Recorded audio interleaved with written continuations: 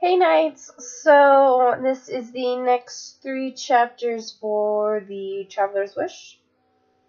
So, we are now at chapter 40 to 43 of 55. So, we're almost there. Okay, so chapter 40. Green? Seriously? Asked Raphael as I handed him one of the costumes I had put together for us. I placed the white, green, and gold unitards gently in his locker. After my brother dropped me back off, I took a little trip to the wardrobe room and worked a little green magic on a lot of fabric. Whoa, this looks incredible. Thanked Donnie as I handed him his. It was a white unitard that was enveloped in emerald green flames, and the flames were outlined in gold. It had a high collar and a V-neck that exposed just the right amount of chest. I had made the guys' costumes with tight sleeves that came down about 3 inches above the elbow. The same shade of green as my ring. I placed a pair of green flyer boots in each of their lockers. Of course it's green. That's our color. Could you think of a better color to represent us? I mean, my powers flash green, and you guys are actually green. Not complaining about the color. I love green. It's just the, tights. Leonardo treaded cautiously. Any shred of manliness I ever had before is now walking away in those bedazzled tights, groaned Raphael. Raphael, let me explain something to you. You are wearing these for the female members of the audience. Please, trust me, there is nothing sexier than a straight male aerialist in tights. There are more than one reason moms take their kids to see a circus, Raph. This is show business, now suck it up. Leonardo showed his brother just go with it look. And besides, just think of how sexy your asses will be in these. I put on my best pervert smile. Oh, so you have been checking out my ass. Raphael grinned at me evilly. In case you haven't noticed, I made you all perfect. How could I not? I winked back at him. I hanged mine up on a rack beside one of the desks. It was a leotard version of their unitard, but cut more feminine and with puffier sleeves. Wait, why don't you have to wear tights? Donatello questioned me suspiciously. Oh, but I do. I pulled out a pair of tan tights and fishnets out of the bag in my hands. Girls have to show a lot more skin, I explained. You guys ready yet? I called out into the bathroom part of our dressing room as I had sent the guys to change into. Yeah, we're almost done. I was sitting at the dresser, doing my hair and makeup, trying to put on my false lashes. Man, I really hate these things. The door slightly creaked as it opened, and I was focused on my lipstick as they stepped out in costume. I finished applying the bright red color to my face. That's when I caught sight of them in the mirror. The tube fell through my fingers and clattered to the floor, rolling under the desk. Damn. Holy mother of hotness. My mouth fell wide open as I swiveled my chair around to face them. I just stared. No words came out of my mouth. There they stood, like princes. The silky white material contoured to each of their bodies, shaping every muscle, ripple, and curve of their highly muscular forms. They did not look gay. Raphael was wrong. They did not look gay at all. They looked like gods to women. That's it, guys. Our work here is done. Raphael brushed his hands together. She's speechless, he joked, putting an arm over the shoulder of his brothers. You guys look, holy mother of wow, just wow. Amazing, stunning, sexy, awesome, or all of the above, chuckled Michelangelo. I gave a sideways smirk. All of the above. But then my own ego was not about to be overrun. But I look better. I stood up and undid my robe and opened it to show my costume with just a little more seductiveness than was needed. Their eyes ran up and down my body. I just smirked, hands on my hips. Being a showgirl, it was something that I was used to. It's so form-fitting. Donatello finally broke the silence while making a curved sign with his hands. No business like show business, eh? I tied it back up. The guys did the same as I handed them each a matching black robe. I ran some gel through each of their hair in order to keep any whiffs of it from flying into their eyes while they were in the air. When I ran my hand through Raphael's straight, silky red and black hair, I noticed my heart rate increase. He caught my gaze, and was that just my imagination, or did I hear him let out a small, quiet sigh? I awkwardly drew my hand back and swiftly turned for the door. We were backstage. The overture was just starting to play. The lights dimmed in the building. I peeked out from behind the curtain. Look, guys, full house. Really? Piped up Leo. They all crowded behind me and to peek out of the tiny crack I had made in the red velvet material. Hey, that's bad luck, chuckled my brother from behind me. The boys instantly moved away from the curtain, like they were going to get yelled at. That just made me laugh. That just made him laugh. I remained where I was. That only applies if you peek through the center of the curtain, I told him smugly. Hey, cousin, he called out from behind me. I tilted slightly to face him. Good luck. He walked off to his dressing room. Isn't he supposed to say break a leg? Whispered Donatello from beside me as he took off his black silk robe. No, that's only in theater. In circus, we never say break a leg, because you actually can break your leg. Then I continue with a sarcastic but slightly sadistic tone. Or your back, head, neck, pretty much everything could break. His eyes widened a little. Oh. Big smiles. Remember, April's out there, I ordered. He perked up instantly. I adjusted his sleeves before pulling off my own robe. We slid through the curtains and walked into the dark ring. Ladies and gentlemen, boys and girls, children of all ages, welcome to the circus. The ringmaster's deep, booming voice announced through the pitch-black arena. A single spotlight beamed down upon them.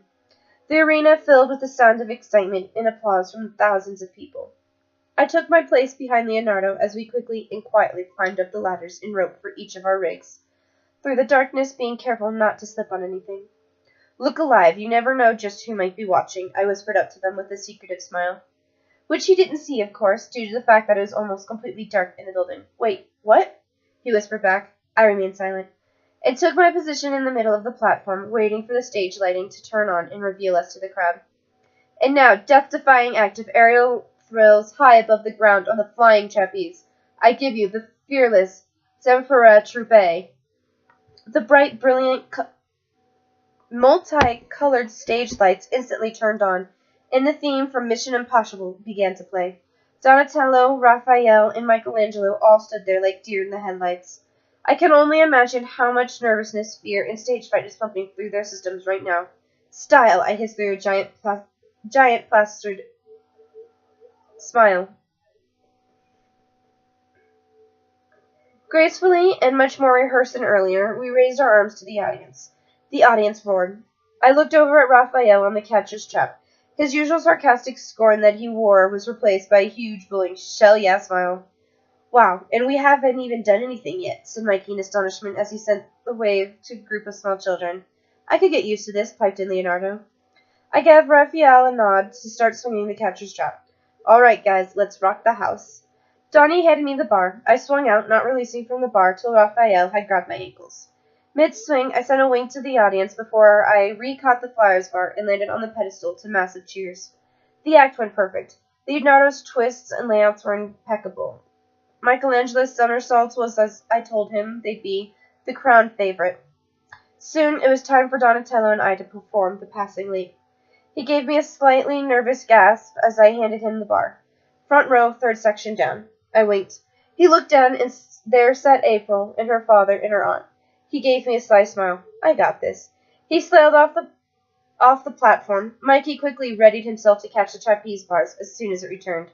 He let go of his bar and quickly grabbed Raphael's. As soon as the trapeze swung back towards me, Michelangelo gripped it and held it still as I pulled myself up onto the bar, balancing on my weight. Raphael gave me the ready nod, and Leonardo and Mikey pushed me off of the platform. I swung towards the catcher and pushed myself off forwards, just as Raphael released his brother, and we passed over each other in midair. Donnie caught the bar just as I caught Raph's hands. A perfect passing leap. The audience went nuts. Donnie landed on the pedestal and swung the bar back over to me. I caught it and swung back over as well. Donatello and I styled first to the audience, then to Raphael, to credit the catcher. And now, ladies and gentlemen, the daring Michelangelo will attempt a feat performed by less than 20 people in the world today, the triple twisting somersault. As a drum roll began to sound as I handed him the trapeze. Cowabunga? He asked through a giant smile. I could tell he was enjoying it most of all his brothers, and he was a natural-born performer. Cowabunga, I replied. He took a giant swing off of the aluminum platform, and with the precision that would have an Olympic gold medalist on their knees bowing down, he did it. The building erupted with whistles, screams, and cheers. I smiled at my friends as they finally took it all in, drinking in on the audience. Ladies and gentlemen, you have just witnessed the amazing Zamfara Atrape. One by one, we fell to the net. Once on the ground, we linked hands and took a bow. I noticed April and her father giving us a standing ovation, and I sent a wink and a wave in their direction. We made it backstage, receiving much praise and pats on the back from the other performers. Receiving compliments from other circus people is a rare thing indeed. I put on my robe and ran to my dressing room, peeling off my costume, pulled on some jeans and a violet blouse, leaving my tights on underneath. I came out of the bathroom just as the guys entered the dressing room. Raphael wasn't with them. Must be still talking to the performers. A giant smile broke out over my face. We did it, I cried before running over and mauling Mikey in a hug. I jumped from brother to brother in excitement, beaming with happiness. I'm so proud of you. I love you guys so much. I mean it. You hear? I brought them in for a group hug. Raphael pushed through the door. Get in this, man, I told him. He complimented this for a few seconds before shrugging and joining in. Well, bros, we are officially circus freaks. He squeezed hard. Hey, I called out, pulling back from the hug. We take that term offensively, I pretended to pout. I grabbed my T-phone from my dresser and headed for the door. Where are you going? Called Raphael from behind me. Don't worry, I'll be back before intermission. I made my way to the elevator, riding it to the top level, and found myself at the balcony seating. I quietly crept up behind the only person seated in balcony 14. You know, it's impossible to sneak upon a true ninja. The seat swiveled around and my eyes were met by the cold brown ones of Kiari. Chapter 41. She looked beautiful. She wore a short, red, but modern and fashionable kimono, which was contrasted by her blood-red lipstick. Kira really was quite beautiful. I now see what Leo saw all along. I'm glad you made it, I said, casually sliding into the seat beside her. I doubt she would even show up, but I needed to talk to her. She swiveled back around and gazed back into the ring. A strange package arrives, with a ticket to the circus of all places, with a note that not only said, see you tonight, and signed it with an emerald green R. How could I resist? She picked the piece of paper out of her pocket and held it up. The note I had sent her earlier. I just shrugged nonchalantly. I knew it was you who sent this. She squinted her eyes at me. What, the giant green R gave me away? I said with a major duh. This girl never seems serious, lightening up. Oh, and hi, Roxanne, glad to see you survived would be nice. She rolled her eyes. What do you want from me? She asked, a slight ice in her voice.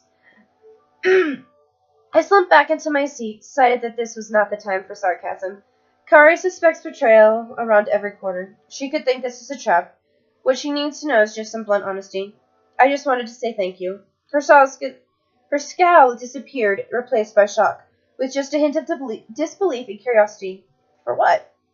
For doing ever what it is you did to help the turtles get me out of there. If it wasn't for that, I doubt we would have made it, and they would have had to leave me behind, or worse, be killed trying to keep me safe. I would have been captured by the Kerrang, and they would have cut me open, experimented on me, and probably used my blood as fuel for their ships. I wouldn't have been pretty, and I just needed to tell you that face to face. Her face softened. Then she broke my gaze to stare at the contortionist that was performing down in the ring. You saved my life. It was a debt to be paid. We are even now. You didn't have to. You could have easily captured me and just handed me over to the Kerrang. She bit her lip, pausing for a second. Asaki always pays their debts. Boy, little does she know. But still, thank you.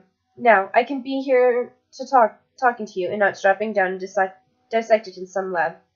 Why did you do it? Why did you save me? You almost killed yourself. Her words came out quickly, and she finally took her eyes off the ring and met mine. Then they begged for an answer. Well, A, I didn't expect it to land on me, and B, even if I did, I would have still done it anyways, because I would have known that I could survive it, and that you wouldn't have. And I meant that I said about liking you. I couldn't just let you mutate into God knows what. Oh, was all that came out of her mouth. I could tell she was surprised. I guess she didn't expect a selfless act like that.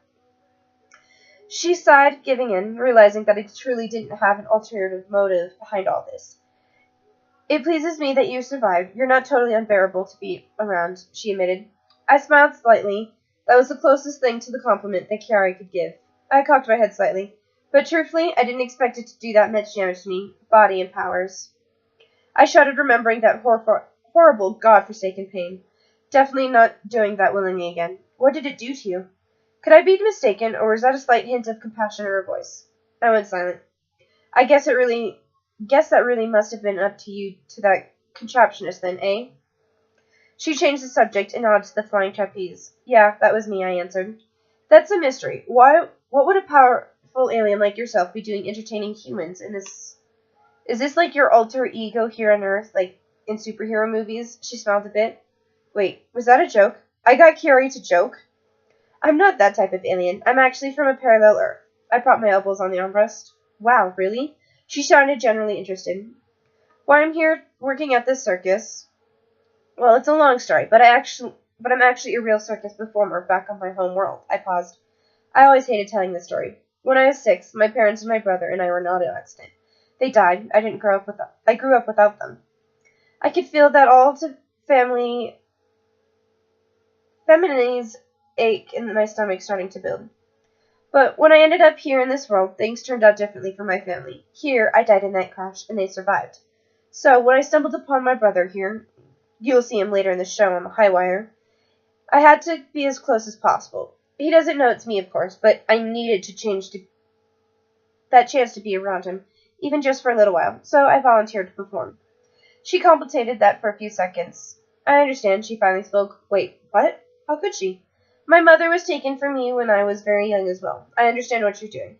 I would do the same if given the chance. I looked her dead in the eyes, and something changed between us. We had come to a bonding over pain and loss. We understood each other. For the next 5 minutes there was silence. Not a bad silence, though. A comfortable one. I felt no more hatred or rage emitting from her. Just a mutual understanding that didn't require words. At least while you're at the circus, you get the company of attractive men, she finally spoke. What do you mean, Kiari? Those boys on the trapeze with you? Gorgeous. I'm a ninja, not a nun, she laughed, tossing her head back. She meant the turtles? Especially the one with the straight black hair? Quite yummy. I chuckled. Then that chuckle suddenly became mechanic laughter. Leonardo. She was talking about human Leonardo. Those boys, well, what? Oh, please don't tell me they are gay, because that would be such a waste. It was strange to see Kiari so generally lighthearted. Like I just flipped her on switch. Those were the turtles, I admitted. What? I quickly explained to her how it happened, making the long story short. Her nodding in disbelief the whole time. So, you made them like that? She scratched her head. Technically, my mutagen-ravaged body powers did, but yes, I guess so. She slapped me on the back. Women of the world everywhere, thank you for this. She joked at their amazing good looks. Then she went silent again for a few more minutes before finally speaking again. The one clad in red cares for you. They all care for me. I'm like a sister to them, or more like a cousin, twice removed, I chuckled. No, he has feelings for you, she corrected me. What makes you think so? I asked curiously. It's not every day you hear gossips from the supervillain's daughter. The way he almost killed me when he found you like that in the warehouse. Well, she's one to really give relationship advice. Mrs. Flirts with the hero. You think so? I don't remember much from the warehouse, to be honest. She simply nodded. Just like you care for the one clad in blue? I asked cautiously. She stuttered. I do not. He may have his qualities, but he is still the enemy, she finished. I put my hands up, mimicking quotation marks with my hand. Father.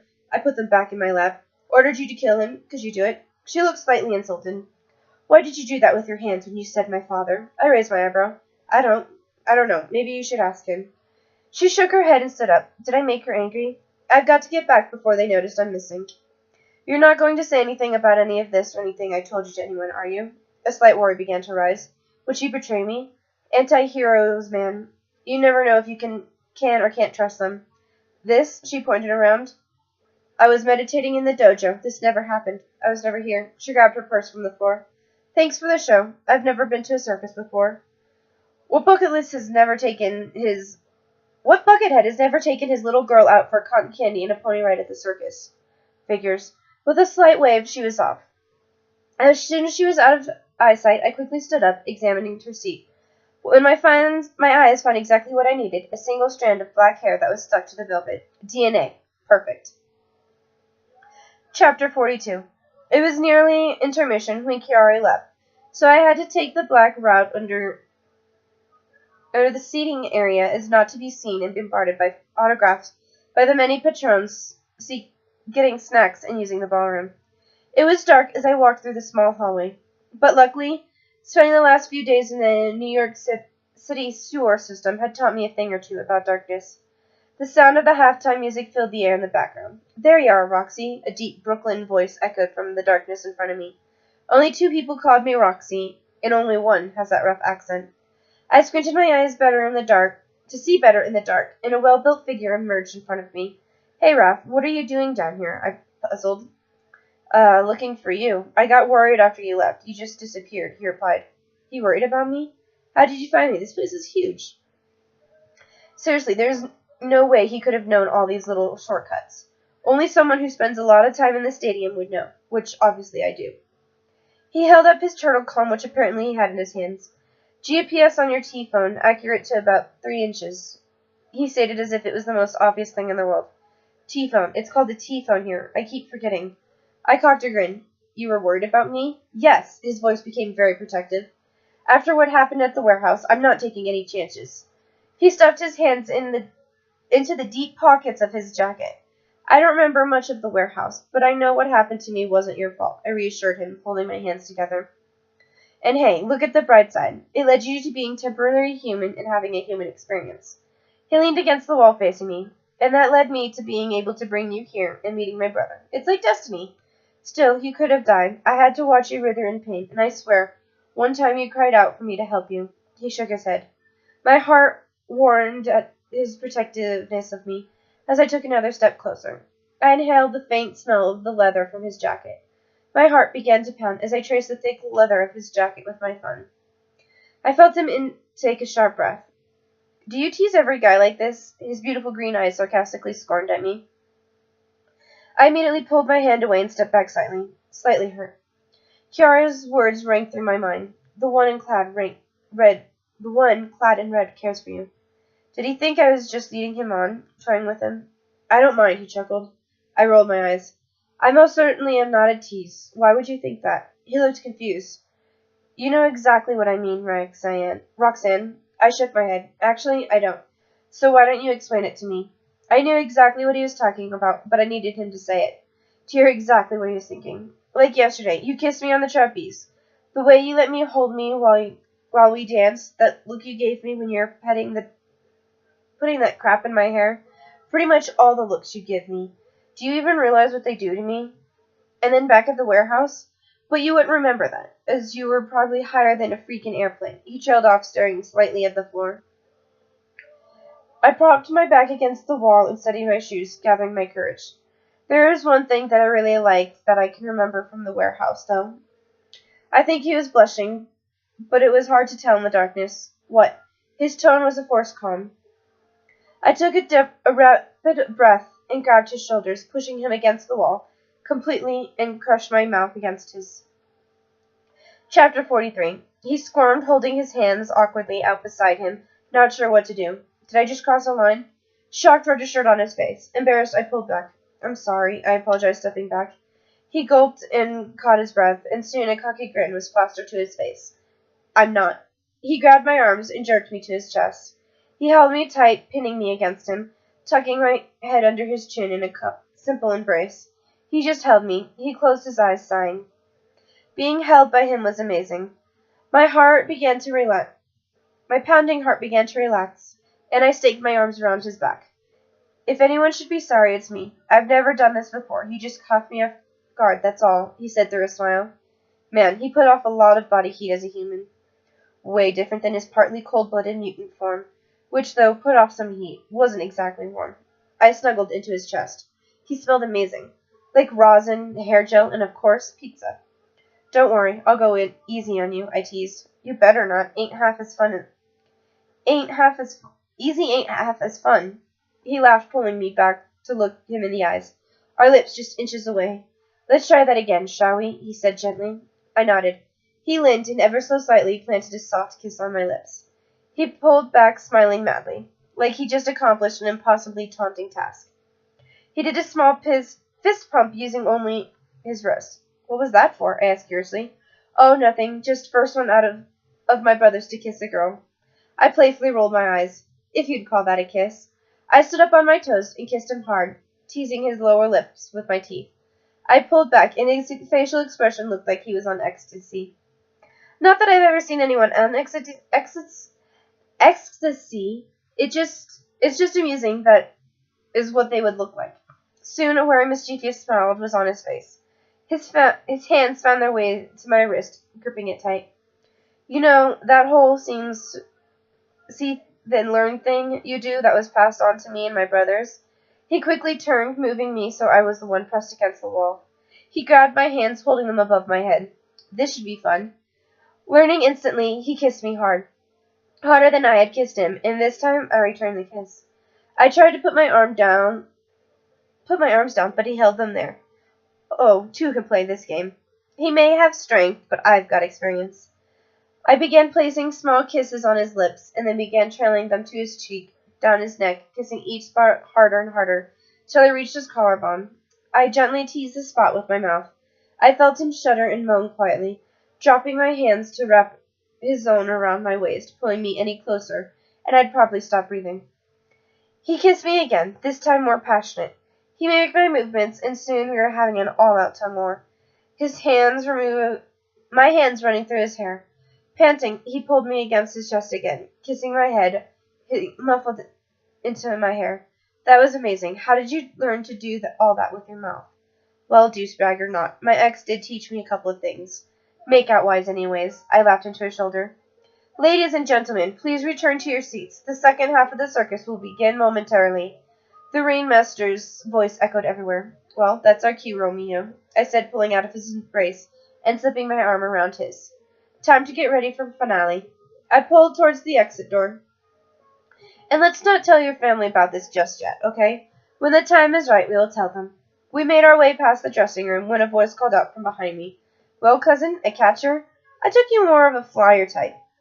My arms, still linked with Rolf, we turned to face my brother, who was seated on a large wooden crate, tapping rosins onto his shoe, preparing for his high wire act. He was talking about me and Raphael. He must think he's my boyfriend. Is he? Oh, no, Felix. Catchers are where it's at. I smiled up at Rolf. It's all in the arms. I winked at my brother, tapping my man on his well-built arms. Okay, so I'm gonna stop there, and I hope that these few videos that I have posted are enough for a dose of my readings. Until next time, Knights, peace out.